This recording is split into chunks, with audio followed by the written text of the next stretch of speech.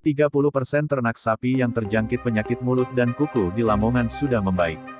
Lamongan, dari 153 ternak sapi di Kabupaten Lamongan yang terjangkit PMK pada hewan ternak, 30% diantaranya sudah membaik. Sedikitnya, 50 sapi sudah pada masa pemulihan. Bupati Lamongan Yuronur Effendi mengungkapkan, setelah dilakukan berbagai langkah penanganan, terutama suntikan analgesik, antibiotik dan vitamin sudah menunjukkan tanda-tanda beberapa ternak sapi dalam kondisi membaik. Saat ini, ungkapnya, sudah ada 50 sapi yang sekarang sudah dalam masa pemulihan.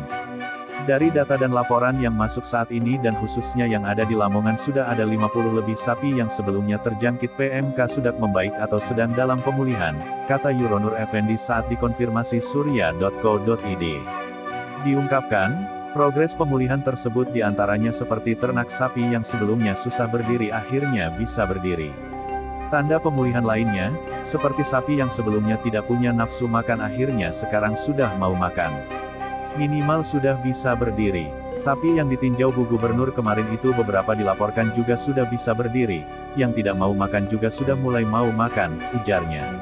Progres membaiknya kondisi ternak yang terjangkit PMK ini, menurut Pak Yes, tidak lepas dari penanganan yang dilakukan secara serentak dan bersama-sama mulai dari pengobatan hingga penutupan sementara pasar hewan yang berperan sebagai bagian dari pencegahan dan pemulihan. Jadi kita ada progres di mana penanganannya harus serentak, semua harus melakukan pengobatan termasuk dengan penutupan sementara pasar hewan sebagai bagian dari pencegahan dan pemulihan. Penutupan pasar hewan dilakukan selama 14 hari karena hal itu disesuaikan dengan masa inkubasi virus yang berlangsung selama 14 hari. Ia menegaskan akan segera membuka kembali pasar hewan di Lamongan jika memang kondisi sudah membaik. Sudah ditetapkan menjadi wabah oleh Pak Mentan, sehingga bisa dengan leluasa untuk penanganannya. Bahkan dari Kementan akan segera mengirim kembali obat-obatan dan vitamin, lanjutnya. Yuronur berharap untuk tetap tenang dan tidak panik selling karena PMK tidak menular ke manusia asalkan tidak mengkonsumsi secara langsung hewan yang terpapar. Penyakitnya hanya menular antar hewan dan tidak ke manusia.